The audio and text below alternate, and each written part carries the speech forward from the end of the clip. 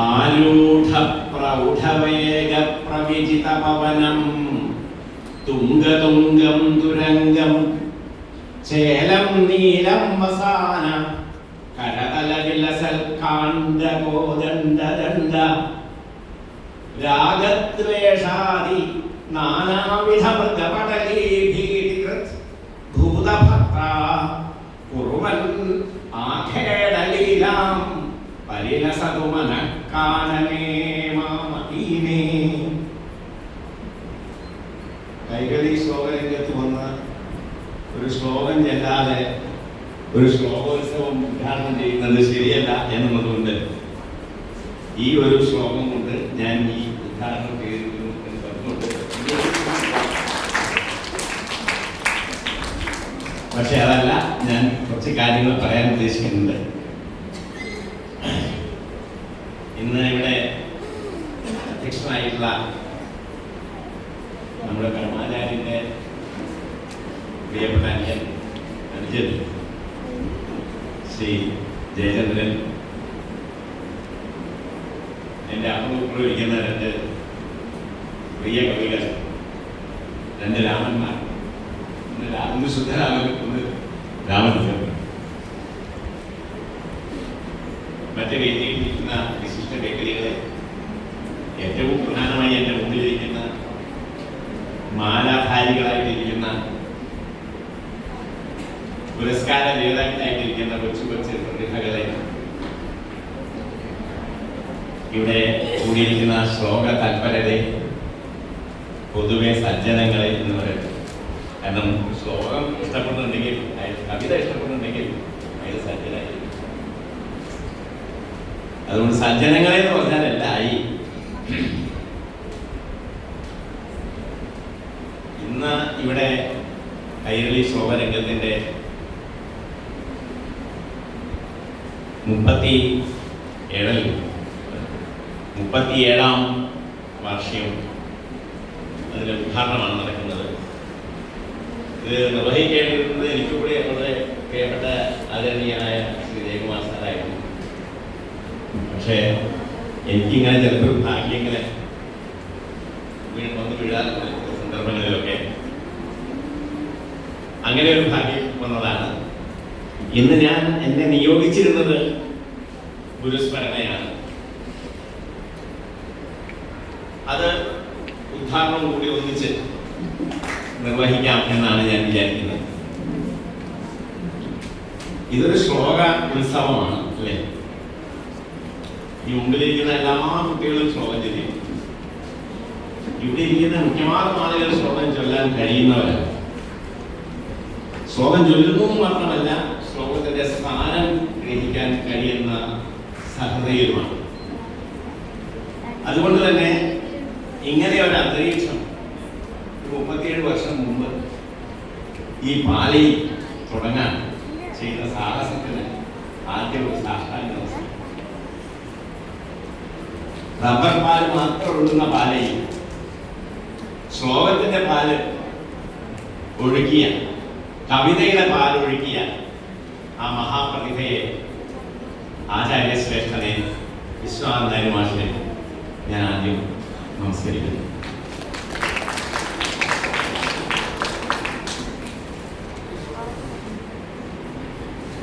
ഇവിടെ കൈരളി ശ്ലോകരംഗം കേരളത്തിലെ വളരെ ശ്രദ്ധേയമായ ഒരു സ്ഥാപനമാണ്.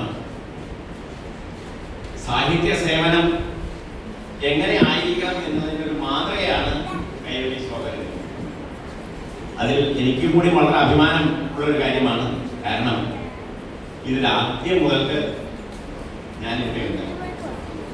പലപ്പോഴും ഞാൻ ഇല്ലാതെ തന്നെ ഇവിടെ ഉണ്ട്. അങ്ങനെയാണ് പറയേണ്ടത്.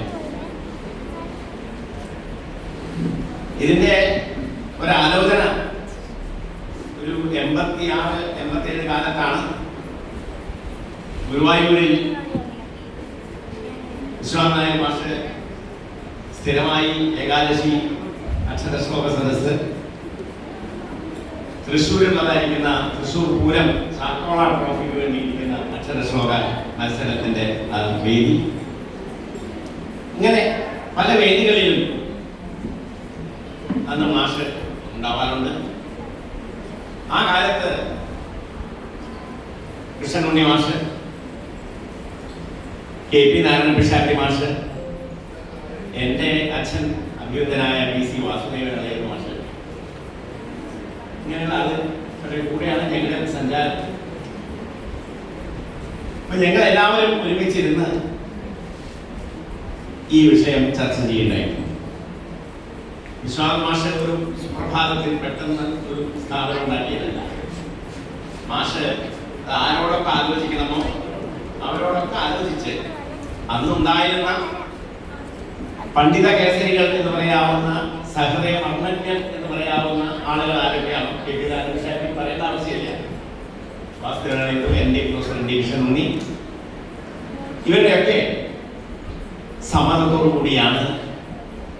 സമ്മതം മാത്രമല്ല, അവരെ ഇവിടെ ഫിസിക്കലായിട്ട് പിടിച്ചു കൊണ്ടുവരാനും വളരെ തിരക്കുള്ള മനുഷ്യരെ മാഷ് അതിനൊരു കഴിവ് ഒരു അസാമാന്യമാണ്. അതിന്റെ ഒപ്പം തന്നെ നിൽക്കും ഗോകുലനാഥന്റെ. അവർ രണ്ടുപേരും ആണ് അന്ന് ധാരാളമായിട്ട് വന്നത്. അന്ന് ജയചന്ദ്രൻ ധാരാളമായിട്ട് ഈ മണ്ഡലത്തിലേക്ക് മാഷ് തൊട്ട് താഴെ ഗോകുലനാഥനാണ് എപ്പോഴും സഹായിക്കുക. എന്നാൽ രണ്ടുപേരും നമ്മുടെ കൂടെ ഇല്ല. എനിക്ക് എന്തോ ഇവര് വിട്ടുപോയി എന്നുള്ളൊരു തോന്നലില്ല. ഞാൻ പൂർണ്ണമേട് പറയാൻ ആഗ്രഹിക്കുകയാണ്. അതായത് ഞാനിവിടെ വന്നപ്പോ പെട്ടെന്ന് ഗോപിനാഥൻ ഇവിടെ ഉണ്ടെന്നുള്ളൊരു തോന്നലാണ് എനിക്ക്. അത് വാസ്തവവുമാണ്. അവർ രണ്ടുപേരും ഇവിടെയുണ്ട്. വിശ്വാസ മാഷും ഗോപിനാഥനും രണ്ടുപേരും ഇവിടെയുണ്ട്. ഞാൻ നേരത്തെ പറഞ്ഞല്ലോ, സാഹിത്യ സേവനം ഒരു 10-30 വർഷം കൊണ്ട്, ഒരിക്കൽ 10-20 വർഷം കൊണ്ട്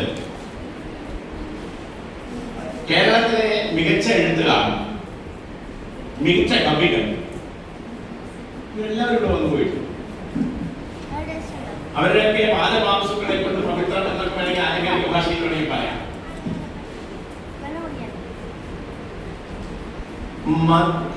ഒരു പറയുകയാണെങ്കിൽ ദക്ഷിണ കേരളത്തിന്റെ ഒരു സാഹിത്യ തീർത്ഥാടന കേന്ദ്രമായി കൈരളീശ്വരൻ മാറി. അങ്ങനെ ഒരു സാഹിത്യ തീർത്ഥാടന കേന്ദ്രത്തിന്റെ അതിന്റെ സൃഷ്ടാവായ വിശ്വനാഥൻ മാഷെ കുറിച്ച് മാഷ ഏതിലാ മികച്ചിരുന്നത് എന്ന് ചോദിച്ചാൽ പലതിലും മാഷ മികച്ചിരുന്നത്. അടുത്ത വിഷയം എടുക്കുമ്പോ അതായിരിക്കും മാഷ. ഇങ്ങനെ ഒന്നല്ലെങ്കിൽ വേറെ ഒന്ന് ഈ മണ്ഡലങ്ങളിൽ ഏതിൽ നോക്കിയാലും ഒരു അധ്യാപകൻ എന്ന നിലയിൽ അദ്ദേഹം എക്കണോമിക്സാണ് പഠിച്ചത്. പക്ഷെ അദ്ദേഹത്തിന്റെ പ്രവൃത്തികളുടെ എക്കണോമിക്സ് ആയിട്ട് ഒരു ബന്ധമുള്ള രീതിയിലല്ല, ഒക്കെ ഒരു സാഹിത്യത്തിന്റെ ടച്ചാണ് എല്ലാ വിഷയം. മാഷ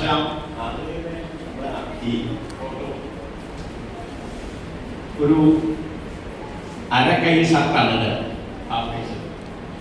മുകളിലത്തെ പട്ടുണ്ട്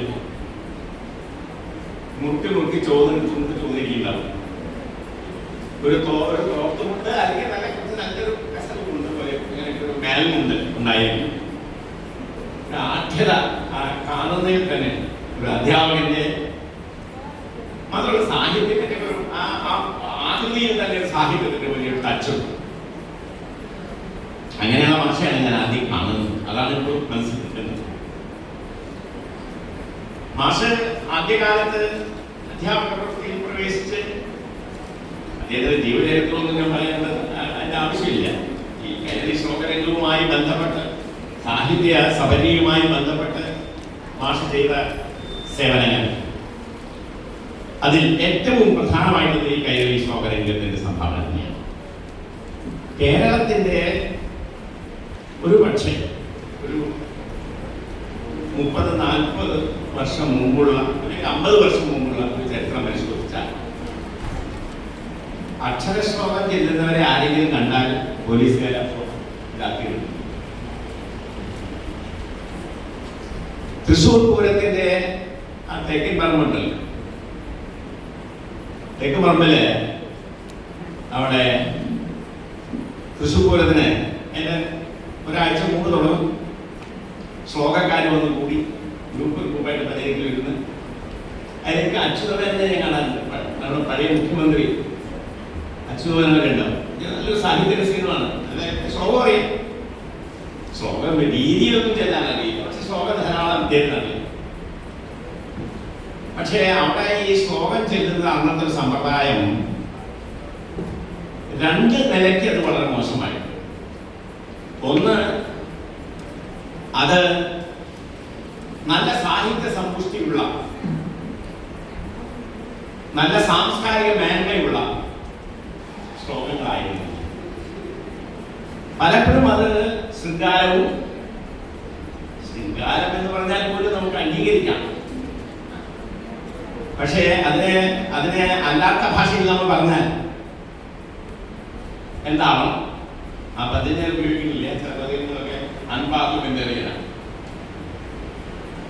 അങ്ങനെയുള്ള ശ്ലോകങ്ങൾ തെരഞ്ഞെടുത്ത് ചൊല്ലുന്ന സമ്പ്രദായമായിരുന്നു അക്ഷരശ്ലോക വേദികൾ. അതുകൊണ്ട് ഇവരൊക്കെ ഈ അസഭ്യമായ ഭാഷ അവതരിപ്പിക്കുന്നത് കൊണ്ട് ഇവരെ ലാത്തി എടുത്ത് ഓടിക്കുകയാണ് ശ്ലോകക്കാരെ. അതിൽ നിന്നാണ് ഇന്ന് നാം ഇവിടെ കണ്ട ശ്ലോക സദസ് സഭ്യമായ ശ്ലോകം. ഞാൻ എണ്ണി നോക്കി, 90%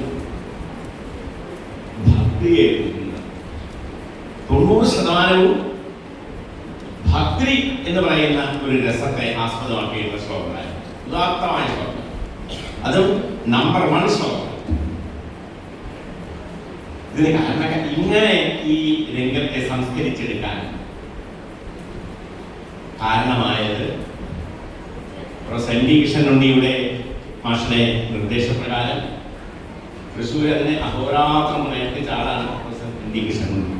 കവന കൗതുകം എന്ന് പറയുന്ന ഒരു ശ്ലോക മാസിക, നല്ല ധൈര്യം വേണം ഒരു ശ്ലോകത്തിന് ഒരു മാസിക ഈ കാര്യം തുടങ്ങാൻ.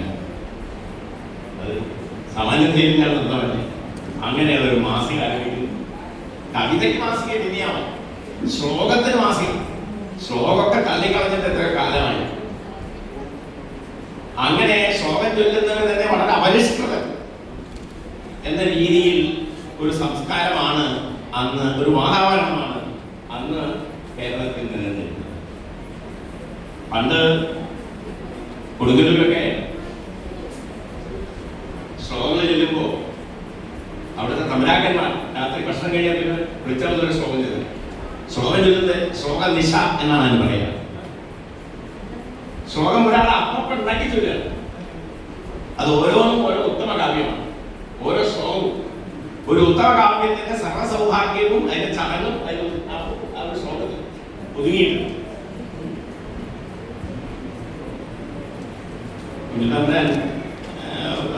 അല്ല മറ്റേ പെട്രയും വലിയ രാമനളയത് എന്ന് പറയുന്ന സംഗതി ഉണ്ടായി. അന്ന് കൊടുങ്ങല്ലൂര് തമ്പുരാക്കന്മാരുടെ ശ്ലോക സദസ്സിലുള്ള ആളാണ്. അദ്ദേഹം തമ്പുരാക്കന്മാരോട് പറയുന്നത്, ഓർക്കാതെ വാക്ക് കടന്നാൽ കവിത തുടുതലെ ചോർന്നു ചാടുന്ന നിങ്ങൾക്ക് ഓക്കാനം വന്നിടാനും മതിയുമ കവിതാരീതി കാണുന്ന നേരം മാർക്കാരും ദേശമൊന്നാകിലും വിവരം തരില്ലെങ്കിലും 4 പാദം ചേർക്കാൻ ഞാൻ പോരെ എന്നോർത്ത് എഴുതി ഒരു വിധം പദ്യമായെങ്കിലായി എന്നാണ്. ഇതിലെ ഓരോ ദിക്കിലും നല്ല സ്ട്രെസ് ഉണ്ട്. അവിടെ തമ്പുരാക്കന്മാരുടെ അതിമനോഹരമായ കാവ്യശൈലി അത് അപ്പപ്പ ഉണ്ടാക്കുക, അപ്പപ്പ ചൊല്ല, രാത്രി മുഴുവൻ അങ്ങനെ തന്നെ ചൊല്ലും. ഈ രാത്രി ഇത് മുഴുവൻ കഴിഞ്ഞാൽ പിന്നെ വെളിച്ചാവുമ്പോ മറ്റേ കൊച്ചുണ്ണി തമ്പുരാൻ വലിയ സാറവപ്പോവൻ, കവിസാറവപ്പോവൻ കൊച്ചുണ്ണി തമ്പുരാൻ എന്ന് പറഞ്ഞ ഒരാളുടെ ഒരു തമ്പുരാനുണ്ട്. അദ്ദേഹം സർവകലാവല്ലഭനായിരുന്നു. അദ്ദേഹത്തിന്റെ സ്വഭാവം എന്താ, ഇതൊക്കെ അപ്പപ്പ ഉണ്ടാക്കി ചൊല്ലിയ ശ്ലോകങ്ങളാണ്. ഈ ശ്ലോകങ്ങൾ അതേ ക്രമത്തിൽ ഒരു വലിയ പുള്ളി തെറ്റാതെ ഒരു രാത്രി മുഴുവൻ ചൊല്ലിയ ശ്ലോകങ്ങൾ എത്ര ശ്ലോകങ്ങൾ ഉണ്ടാവും. ഇന്ന് നമ്മൾ മറ്റു വല്ലവരും എഴുതിയ ശ്ലോകം എങ്ങനെയോ കാണപ്പാടം പഠിച്ച് കൂട്ടി അത് ചൊല്ലി അവർ 1000 ഡിഗ്രി തെറ്റിച്ച് ഇങ്ങനെയാണ് നമ്മൾ ശ്ലോകം ചെയ്തത്. കൊടുങ്ങല്ലൂരുണ്ടായിരുന്ന കഥ നമ്മുടെ നാട്ടിൽ തന്നെ വളരെ ദൂരത്തുനിന്ന് എന്നല്ലാതെ നടന്ന സംഭവമാണ് ഞാൻ പറയുന്നത്. ഞാൻ ഈ പറഞ്ഞുകൊണ്ടുവന്നത് അങ്ങനെ അതിമനോഹരമായ ഒരു കാവ്യ സംസ്കാരം, ശ്ലോക സംസ്കാരം നമ്മുടെ നാട്ടിലുണ്ടായിരുന്നു. ആ സംസ്കാരമാണ് പിന്നീട് ലോപിച്ച് ഞാൻ ഈ പറഞ്ഞ 10, 40, 50 വർഷം മുമ്പുണ്ടായിരുന്ന ഇപ്പൊ ഈ ആര്യാമ്പിലെയും ഉണ്ണിലെയും അനഘയും ഒക്കെ അവരൊക്കെ ജനിക്കുന്നതിന് മുമ്പുള്ള ചരിത്രം ഞാൻ. അപ്പോ അങ്ങനെയുള്ള വളരെ മോശമായ ശ്ലോകത്തിന്റെ ഒരു സാംസ്കാരിക നിലവാരത്തിൽ നിന്ന് ശ്ലോകത്തെ ഈ തരത്തിൽ റിഫൈൻഡ് ആയിട്ട് കൊണ്ടുവരാൻ പ്രയത്നിച്ച മനീഷികളിൽ ഗുരുസ്ഥിരൻ എന്ന് വേണമെങ്കിൽ പറയാവുന്ന ആളാണ് ഏറ്റവും മുമ്പിൽ നിൽക്കുന്ന ആളാണ് വിശ്വനാഥ മാഷ. ഒപ്പം തന്നെ സ്മരിക്കുന്ന മറ്റൊരു പേരുണ്ട്, നിങ്ങൾക്കറിയാം. ഇന്ന് മാഷയെ അനുസ്മരിക്കുന്ന ദിവസമായിട്ട് മാഷയെ ആദ്യം പറഞ്ഞു നല്ലൂ. രണ്ടുപേരും പറയാവുന്നതാണ്. APC നാരായണൻ ഭട്ടതിരി, അദ്ദേഹത്തിന്റെ കുണ്ടൂർ സ്മാരക സദസ് എന്ന ആ പ്രസ്ഥാനത്തിലും അതിന്റെ ആദ്യകാലം മുതൽ കൃഷ്ണനുണ്ണി മാഷും ഞാനും APC നിങ്ങൾ ഒരുമിച്ച് ചേർന്നാണ് ആ പ്രസ്ഥാനത്തെ ആദ്യം കൊണ്ടുവന്നത്. പിന്നെ അദ്ദേഹം വളരെ പ്രശസ്തമായ രീതിയിൽ നയിക്കാൻ കഴിവുള്ള ആളാണ് പട്ടേലിപ്പാട്. അദ്ദേഹം അത് വളരെ ഗംഭീരമായ വലിയൊരു കാവ്യ സംസ്കാരമാണ്. ഇപ്പൊ ഇവിടെ ഈ പ്രദേശത്തുള്ള കുട്ടികളൊക്കെ വീടുകളിൽ നാരായണീയം സംസ്കൃത ശ്ലോകം തെറ്റുകൂടാണ്. നിരവധി കവികളുടെ കാവ്യങ്ങളൊക്കെ അവർക്ക് ചൊല്ലാൻ കഴിയുന്നു. അത് അക്ഷരശ്ലോകമായും കാവ്യകേളിയായും മറ്റു തരത്തിലുള്ള സാഹിത്യ വിനോദങ്ങളായും ഒക്കെ ഇന്നതെന്നില്ല. ഇപ്പൊ പ്രധാനമായിട്ട് പറയുമ്പോൾ ശ്ലോകവും കാവ്യകേളിയും പറയും. പക്ഷേ അതിന്റെ അപ്പുറത്ത് മാഷിന് കുറച്ച് കാഴ്ചകൾ ഉണ്ടായിരുന്നു എന്നാണ് എനിക്ക് തോന്നുന്നത്. മാഷിന്റെ ആ കാഴ്ചയാണ്, ആ ദീർഘകാഴ്ചയാണ് ഇന്ന് ഈ ഗുരുകുലത്തിൽ നിന്ന് പ്രസിദ്ധരായ കവികൾ വരെ ഉണ്ടായിരുന്നു. എന്റെ മുമ്പിൽ ഇരിക്കുന്ന ആര്യാമ്പിക, അനഘ, ഇതുപോലെയുള്ള കവികളുടെ പേരിൽ അറിയപ്പെടുന്ന ഇതിപ്പോ രണ്ടുപേരെ പേര് വലിയ 10 പേര് അറിഞ്ഞൂടാ. അവരൊക്കെ എനിക്കറിയാം, അവർക്കൊക്കെ എന്നെ അറിയാം. പക്ഷെ അവരുടെ പേരൊന്നും എനിക്ക് ഓർമ്മയില്ല. കാരണം നിരന്തര സമ്പർക്കം ഇല്ലാത്തതുകൊണ്ട് ആ കുട്ടികളെ കൊണ്ട് എനിക്കറിയില്ല. പക്ഷെ മിക്കവാറും പറയുന്ന കുട്ടികളൊക്കെ ശ്ലോകം കുറേശ്ശെ എഴുതാൻ ശ്രമിക്കുന്നവരാണ്. അപ്പൊ ശ്ലോകം ചൊല്ലല, അത് ആസ്വദിക്കുക എന്നത് മാത്രമല്ല, ചൊല്ലാൻ പഠിക്കുക എന്നത് മാത്രമല്ല, ആസ്വദിക്കുകയും അതിൻ്റെ ഒപ്പം തന്നെ സർഗസൃഷ്ടിയിൽ വൈഭവം സമ്പാദിക്കുകയും ചെയ്യുക എന്ന് പറയുന്നത്. പണ്ട് ആചാര്യന്മാർ പറയും, ദ്വേ വർത്തനി ഗിരാം ദേവിയാഹ ശാസ്ത്രം ച കവികർമ്മ ച പ്രജ്ഞോപജ്ഞം തയോരാദ്യം പ്രതിഭോദ്ഗമം അന്തിമം. സരസ്വതിയുടെ സഞ്ചാരപഥങ്ങൾ രണ്ടാണ്. ഒന്ന് ശാസ്ത്രത്തിൻ്റെത്, മറ്റത് കവി. ഇതാണെന്ന് പറയണം മാത്രമേ ഉള്ളൂ.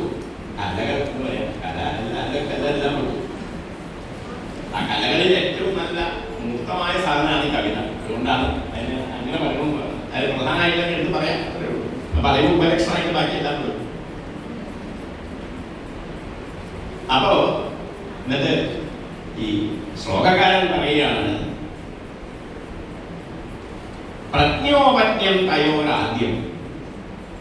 ആദ്യത്തത് പ്രജ്ഞോപജ്ഞം, അതായത് ശാസ്ത്രം എന്നുള്ളത് അത് ബുദ്ധിനയം, അത് ചെയ്യാം. ബുദ്ധിനയ കവിത.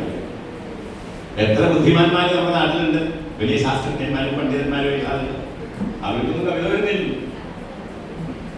കവിതയുടെ ഏർപ്പാട് പറഞ്ഞാൽ അത് പ്രജ്ഞയുണ്ടാവില്ല, ബുദ്ധിമാനായതുകൊണ്ടുണ്ടാവില്ല. അത് പ്രതിഭോദ്ഗമം എന്ന് പറയും. അന്തിമം രണ്ടാമത്തേത്, അത് പ്രതിഭോദ്ഗമം. പ്രതിഭയുള്ളവർക്ക് മാത്രമല്ല, പ്രതിഭ എല്ലാവർക്കും ഇല്ല. ബുദ്ധി സാമാന്യമായിട്ട് എല്ലാവർക്കും ഉണ്ട്, വിശേഷ ബുദ്ധി കുറേ പേരുണ്ട്, പ്രജ്ഞയുള്ളവർ വളരെ കുറച്ച്. അതുകൊണ്ടാണ് ആനന്ദവർദ്ധനാചാര്യൻ തന്റെ പ്രസിദ്ധമായ ദുനിയാലോകത്തിലെ സഹൃദയ ചക്രവർത്തി എന്നാണ് അദ്ദേഹത്തെ പറയുന്നത്. കാവ്യത്തിന്റെ മർമ്മം ഇത്ര മനസ്സിലാക്കിയ ഒരു ആലങ്കാരികൻ വരെ ഉണ്ടായിട്ടില്ല. അദ്ദേഹം പറയും,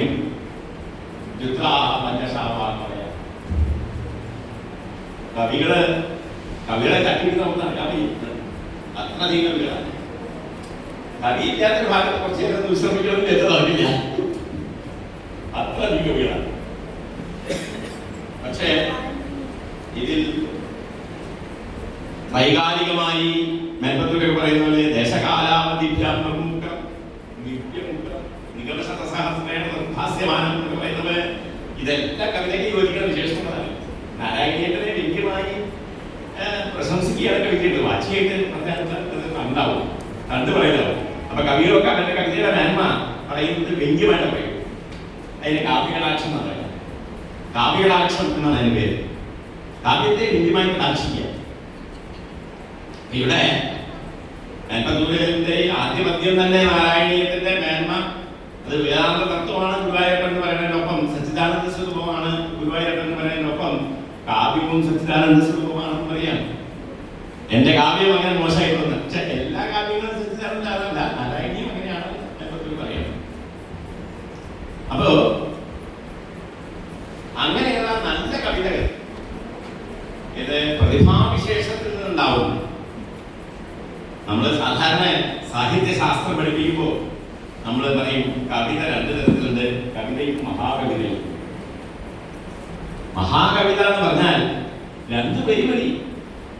പക്ഷേ അത് കാവ്യം കൽപ്പാന്തരസ്ഥായി എന്ന് പറയുന്നത് പോലെ മറ്റ് കൽപ്പങ്ങളിലും അത് നിലനിൽക്കുന്നു.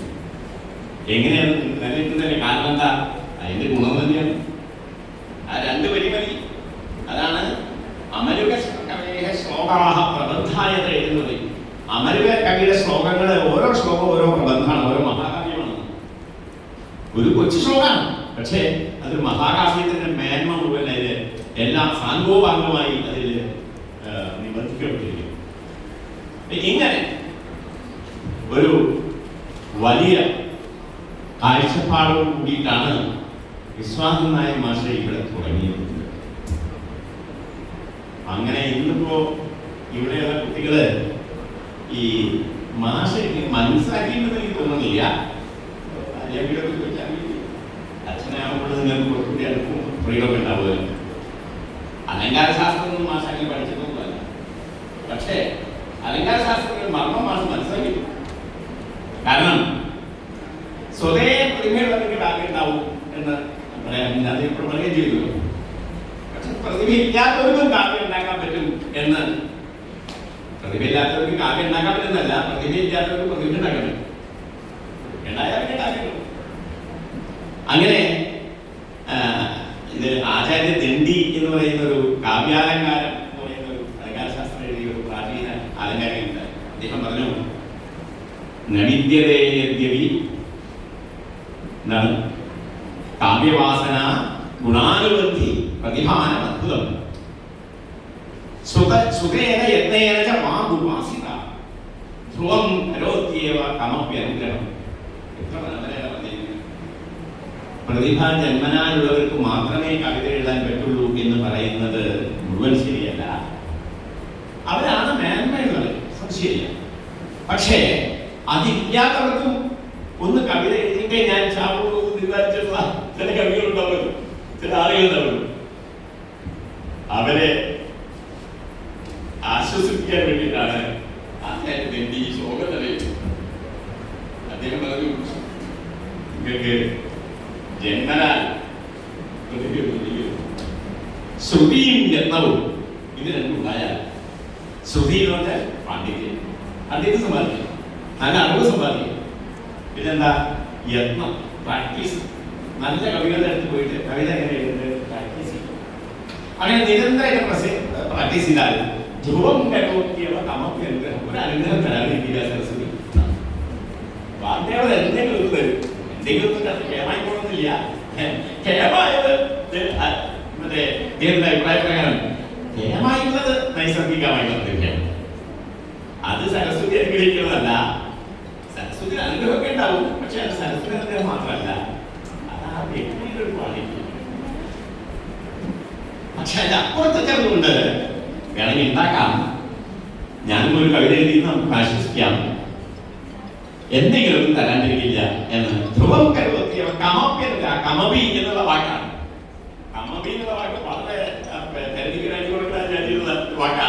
എന്തെങ്കിലും ഒന്നും മേന്മയൊന്നും ആവില്ല എന്നാണ് സൂചിപ്പിക്കുന്നത്.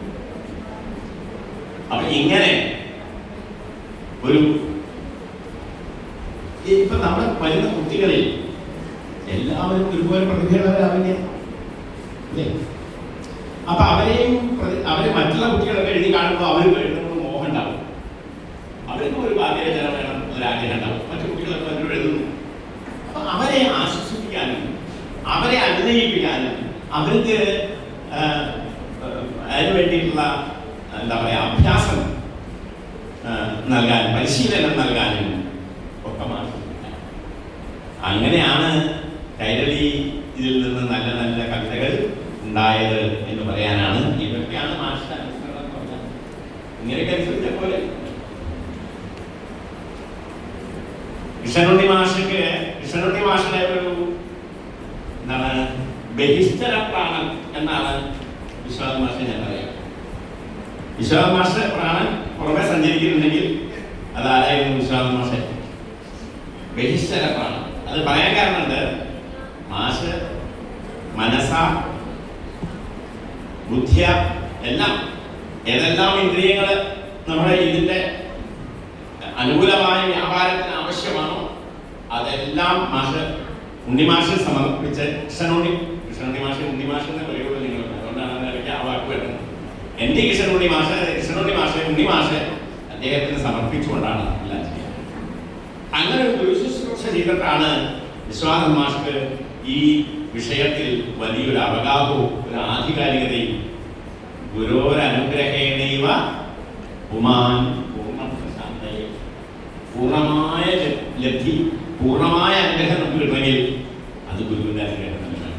നമ്മുടെ കഴിവുകൊണ്ട് കൂടെ ഉണ്ടാക്കാം, നമ്മുടെ കഴിവുകൊണ്ട് പലതും ഉണ്ടാക്കാം. പക്ഷെ ഉണ്ടാക്കിയത് മുഴുവൻ അങ്ങനെ പ്രയോജനത്തിലേക്ക് ആവണമെങ്കിൽ അതിനെന്ത് വേണം?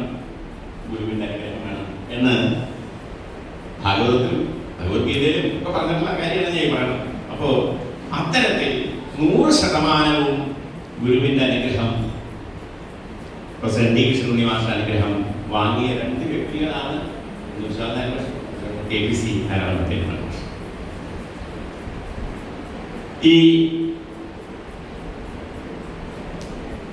പണ്ട് ഒരു കവി ഇങ്ങനെ നടന്നു പോവുകയാണ്. അപ്പോ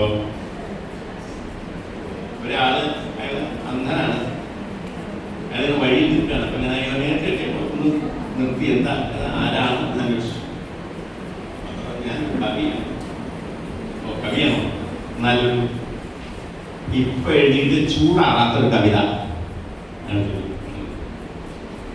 അതെന്താ അങ്ങനെ പറഞ്ഞിട്ടില്ല? അല്ല, ഞാൻ ഇതേവരെ എല്ലാ ആളുകളും എഴുതിയ എല്ലാ കവികളുടെയും കവിത ഞാൻ വായിച്ചിട്ടുണ്ട്.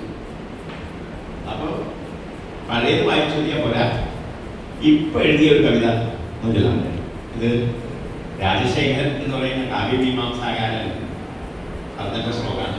കസ്തുംഭോ കവിരശ്മി കാപ്യഭിനവാസൂത്രി സഖേ പഠ്യതാം ത്യക്താ കാവ്യകഥൈവ സമ്പ്രതിമയ തസ്മാദിദം സൂര്യൻ യസ് സമ്യക് വിവിധക്രി ദോഷഗുണയോസ്സാരം സ്വയം സൽക്കവി സോസ്മിൻ ഭാവോ നാസ്തിയേവ അധ ഭവേ ദൈവാന്ന നിർമത്സര. ഞാൻ കവിത എഴുതണം ആൾക്കാർ നിർത്തിയത്. താൻ കവിയെന്ന് പറഞ്ഞപ്പോൾ കവിയെന്നല്ലേ എന്നാലും കവിത എഴുതി കവിത എഴുതിയ അത് ഏർപ്പാട് നിർത്തി. പിന്നെ കവിത എഴുതിയ ഏർപ്പാട് നിർത്തിയ ഒരാളെ കവി എന്ന് പറയുന്നു. കവിത എഴുതിക്കൊണ്ടിരിക്കുന്ന ഒരാളെ കവി എന്ന് പറയും. അപ്പോ അദ്ദേഹം പറയാൻ കാരണം പറയും, എന്തുകൊണ്ട് ഞാൻ കവിത എഴുതി നിർത്തി? കാവ്യം ആസ്വദിക്കുമ്പോൾ കാവ്യത്തിൽ കൂടെ കവിയെ നിരൂപണം ചെയ്യുക, കവിയെ വിലയിരുത്തുക എന്നതാണ് ശരിയായ വഴി, നിരൂപണത്തിന്റെ വഴി. പക്ഷെ ഇപ്പൊ ആളുകൾ മുഴുവൻ ആരാന്ന് നോക്കിയിട്ടാണ് കവിത നിരൂപണം. അപ്പൊ ആള് നമുക്ക് വേണ്ടപ്പെട്ട ആളും നമുക്ക് ഗുണമൊക്കെ ചെയ്യുന്ന ആളാണെങ്കിൽ അയാളെ അതിന്റെ ഭാഗത്തിന് മനോഹരമായ വാക്കുകളെ കൊണ്ട് നിരൂപണം ചെയ്യുക എന്നുള്ളതാണ് ഇപ്പോഴത്തെ പരിപാടി. അങ്ങനെ ഒരു പരിപാടി ഒന്നോടുകൂടി ഞാൻ കവിത ദോഷഗുണങ്ങളെ വേണ്ട പോലെ വിവേചനം ചെയ്ത് ഒരു കവിതയുടെ ഗുണവും ദോഷവും എന്ത് എന്ന് വിവേചനം ചെയ്തുകൊണ്ട് ദോഷഗുണയോസാരം സ്വയം സൽക്കവി. ഒരാള് കവിത എഴുത്ത് അതിൻ്റെ ഗുണമെന്ത് ദോഷമെന്ത് എന്നുള്ളത് കൃത്യമായി നിരൂപണം ചെയ്ത് അതിനെ വ്യാഖ്യാനിക്കാൻ അല്ലെങ്കിൽ അതിനെ പ്രതിപാദിക്കാൻ കഴിയുന്ന അങ്ങനെയുള്ള നിർമത്സരന്മാരായ ഹൃദയന്മാർ. മത്സരബുദ്ധി എന്ന് പറഞ്ഞാൽ മറ്റതാണ്.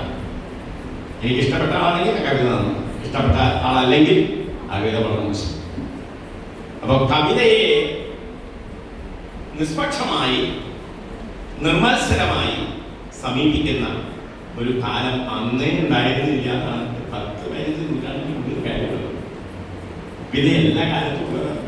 ഇതൊന്നും കാലം മഹാചിത്യായി ഇപ്പൊ ഇങ്ങനെയൊക്കെയായി അങ്ങനെയൊന്നുമല്ല, പണ്ടും ഇങ്ങനെ തന്നെയായിരുന്നു. അതുകൊണ്ടാണ് രാജശേഖരൻ എഴുതിയിട്ടുള്ളത്. അപ്പോ ഞാൻ പറഞ്ഞുകൊണ്ടുവന്നത് പാലയ്ക്ക് ഏതാണ്ട് ഒരു തിലകായമാനം എന്നൊക്കെ വിശേഷിപ്പിക്കാവുന്ന ഈ കൈരളി ശ്ലോകരംഗം അതിൻ്റെ പകിട്ടാർന്ന സാഹിത്യ പ്രവർത്തനം കൊണ്ട് ഇന്ന് കേരളം മാത്രമല്ല, കേരളത്തിന് പുറത്തുപോയ ധാരാളം കൈരളി കുട്ടികൾ അവർ പഠിച്ചിട്ടുള്ള ഈ ശ്ലോകചരിതലും കവിതയിലും മാത്രമൊന്നുമല്ല അവർ പരിപാടി അവരൊക്കെ വളരെ വലിയ ഉത്തരവാദിത്വമുള്ള വലിയ ജോലികളിൽ ഇരിക്കുന്നു. അതിനൊപ്പം അങ്ങനെ നിർവഹിക്കുന്ന ഒരു വലിയ എന്താ പറയാ ഒരു വലിയ സംഭാവന, സാഹിത്യ സംഭാവന പാലയിൽ നിന്ന് മുൻകൈയെടുത്ത് വിശ്വാസമാരുടെ നേതൃത്വത്തിൽ നടന്ന അത് എത്ര കാലം ഇനി മുന്നോട്ട് പോയാലും ഇതിൻ്റെ മൂലകാരണം ഇനി ഇതിന് കൊണ്ടു നടക്കാൻ ഭാവിയിൽ ആളുകളൊക്കെ ഉണ്ടാവും. കുട്ടികളുണ്ട്, ഇപ്പൊ കുട്ടികളെല്ലാം വളരെ ഭംഗിയായി നടത്തുന്നുണ്ട്. അവരൊക്കെ പല ഉദ്യോഗത്തിലും പലതരത്തിലും പല ദിക്കിലുമാണ് ഇരിക്കുന്നതെന്ന് എനിക്കറിയാം. അവരെയൊക്കെ വ്യക്തിപരമായി തന്നെ എനിക്കറിയാം. പക്ഷെ എന്നെങ്കിലും അവരെ വളരെയധികം സമയം ചെലവഴിച്ചുകൊണ്ട് ഉപയോഗിച്ചുകൊണ്ട് ഈ പ്രസ്ഥാനത്തിന്റെ ദൈനംദിനമായ വളർച്ചയ്ക്ക് വേണ്ടി ശ്രമങ്ങൾ ചെയ്തുകൊണ്ടിരിക്കുന്നുണ്ട്. വളരെ വളരെ സന്തോഷകരമായ വലിയൊരു ത്യാഗത്തിന്റെ ദൃഷ്ടാന്തമാണ് കൈരളി ശ്ലോകം. ഇതൊന്നും ഒരു പൈസ കിട്ടില്ല. ഇതൊക്കെ കയ്യിൽ നിന്ന് അങ്ങോട്ട് ചെലവാക്കിക്കൊണ്ട് ചെയ്യുന്ന കാര്യങ്ങളാണ്. അങ്ങനെ ചെയ്യുന്ന ഈ കാര്യം ഇത് ഇത്രയും ആളുകൾ ഏറ്റെടുക്കാൻ കാരണമുണ്ടായത് ആ ത്യാഗത്തിന്റെ മഹനീയത. ലോകം ഒരു കാലത്ത് നന്മയോട് മുഖത്തിരിക്കാൻ, നന്മ എന്നും നമുക്ക് ചിലപ്പോഴൊക്കെ തോന്നും അധർമ്മമാണ്, തിന്മയാണ് ഒക്കെ ജയിച്ചു വരുന്നത്. അതൊക്കെ വെറുതെ തോന്നല, ശങ്കരൻ പറഞ്ഞ വെറുതെ തോന്നല. പക്ഷേ ശാശ്വതമായിട്ടുള്ളത് നന്മയുടേതായിട്ടുള്ള ആഭിമുഖ്യമാണ്. അതാണ് നമ്മൾ ഇത്തരത്തിലുള്ള സ്ഥാപനങ്ങളുടെ പ്രവർത്തനങ്ങളിൽ നാം കാണുന്നത്. മാഷ് 1995 റിട്ടയർ ചെയ്തത്. ആ അധ്യാപക വൃത്തിയിൽ നിന്ന് റിട്ടയർ ചെയ്തത്. അതിനു മുമ്പ് 86-87 കാലത്ത് തന്നെ ഇതിന്റെ പ്രവർത്തനങ്ങൾ ആരംഭിച്ചിരുന്നു. ആദ്യത്തെ 80 എനിക്കിപ്പോൾ ഓർമ്മയുണ്ട്. ഇതിന്റെ ആലോചന കഴിഞ്ഞ് ഇതിന്റെ അനൗൺസ്മെന്റ് നടത്തി. ഇതിന്റെ ആദ്യത്തെ മീറ്റിംഗ് കൂടുന്ന സമയത്ത് ആ മീറ്റിംഗിലേക്ക് കൃഷ്ണനുണ്ണി മാഷോ കൂടി എനിക്കിവിടെ വരാൻ അവസരമുണ്ടായിരുന്നു. അന്ന് ഒരു ആശംസാ പ്രസംഗം ഞാൻ കേൾക്കുന്നതാണ് ഞാൻ അവരുടെ ഓർമ്മ. കൃഷ്ണനുണ്ണി മാഷാണ് കുറച്ച് പേരെ ഉണ്ടായിരുന്നു. എനിക്ക് ഏകദേശം ഉണ്ടായിരുന്നു. പിന്നെ മറ്റേ ശങ്കുണ്ണിക്കുട്ട മാഷുണ്ടായിരുന്നു. അങ്ങനെ കുറച്ച് പേര് ഉണ്ടായിരുന്നു. പിന്നെ പല സന്ദർഭങ്ങളിലും വലിയ മഹാകവികൾ കേരളത്തിന്റെ പല ഭാഗത്തും എഴുത്തുകൊണ്ട് അനശ്വരരായ പലരും ഇവിടെ തീർത്ഥാടനം നടത്തിയിട്ടുണ്ട്. അതുകൊണ്ടാണ് ഞാൻ പറഞ്ഞത് ഇതൊരു സാഹിത്യ തീർത്ഥാടന കേന്ദ്രമാണ് എന്ന് പറഞ്ഞത്. ഇത് ആ തീർത്ഥാടനത്തിന്റെ എല്ലാ തീർത്ഥാടന കേന്ദ്രത്തിന്റെ പവിത്രത എന്താണോ അത് പൂർണ്ണമായും നമുക്ക് സംരക്ഷിക്കാൻ കഴിയണം. അത് കൂടുതൽ ഉത്തരോത്തരം അഭിവൃദ്ധി പ്രാപിക്കണം. അത് നാടിന് മുഴുവൻ നന്മ ചെയ്യണം. നിരക്ഷരായവരെ സാക്ഷരരാക്കണം. നിരക്ഷരരെ ഒരു എഞ്ചിനീയറിംഗ് കഴിഞ്ഞ് ഒരു മെഡിസിൻ കോഴ്സ് കഴിഞ്ഞ് വന്ന ഒരു ഡോക്ടറോ എഞ്ചിനീയറോ അയാൾ സാഹിത്യത്തിന് ശരിക്കും നിരക്ഷരനായി. അയാളെ സാക്ഷരനാക്കുക, അയാൾക്കും സാഹിത്യബോധം ഉണ്ടാക്കുക. സാഹിത്യം കൊണ്ട് ആത്യന്തികമായിട്ട് ഒരു നല്ല മനുഷ്യൻ ഉണ്ടാവുക എന്നുള്ളതാണ് സാഹിത്യത്തിന്റെ പ്രയോജനം. സംസ്കൃതത്തിൽ നിങ്ങൾ പറയും രാമായണം മുഴുവൻ പഠിച്ചാൽ എന്താ മനസ്സിലാവുന്നത്? രാമവത് വർത്തിതവ്യം എന്ന രാവണാദ്യം. രാവണനെ പോലെ പ്രവർത്തിക്കണം, രാവണനെ പോലെ പ്രവർത്തിക്കരുത്. നന്മയുടെ ഭാഗത്തായിരിക്കണം നമ്മൾ എപ്പോഴും ഉണ്ടാവേണ്ടത്. നന്മയായിരിക്കണം നമ്മുടെ പ്രവർത്തനം. അത് നമ്മുടെ മാത്രമല്ല, നമ്മളെ പോലെ തന്നെ നമ്മുടെ സമൂഹത്തിൽ പലതരത്തിൽ ക്ലേശങ്ങൾ അനുഭവിക്കുന്ന ആളുകളുണ്ട്. ആ ആളുകൾക്കൊക്കെ ഒരു ഔഷധമാണ് ഈ സാഹിത്യം. ഒരു ഔഷധമാണ്. സാഹിത്യം കൊണ്ട് എന്തെല്ലാം നമുക്ക് സങ്കടങ്ങളും ദുഃഖങ്ങളും മറന്നു പോകുന്നു. നോവിപ്പിക്കാതെ, ശസ്ത്രക്രിയകളുടെ സഹായങ്ങളില്ലാതെ, തിക്തം സേവിപ്പിക്കാതെ, പൂർവാർജിത കവനകലാ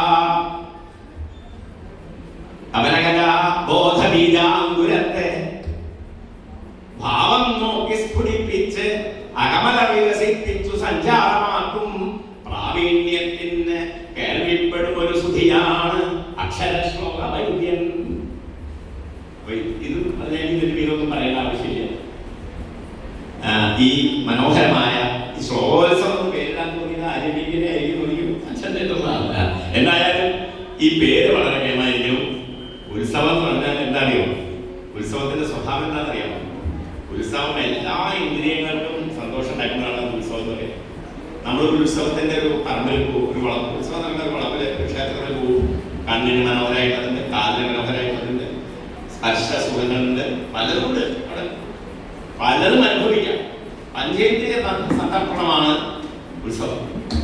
അപ്പൊ അങ്ങനെയുള്ള ഉത്സവം എന്ന് പറഞ്ഞാൽ എല്ലാ തരത്തിലും ആനന്ദത്തെ ഉണ്ടാക്കുന്ന ഒന്നാണ് ഉത്സവം എന്നുള്ളത്. ശ്ലോകം അതിനൊക്കെ ശക്തമാണ് എന്നുള്ളത് കൊണ്ടാണ് ശ്ലോകോത്സവം എന്ന് പേരിട്ടത്. ആ പേരർത്ഥമാണ്.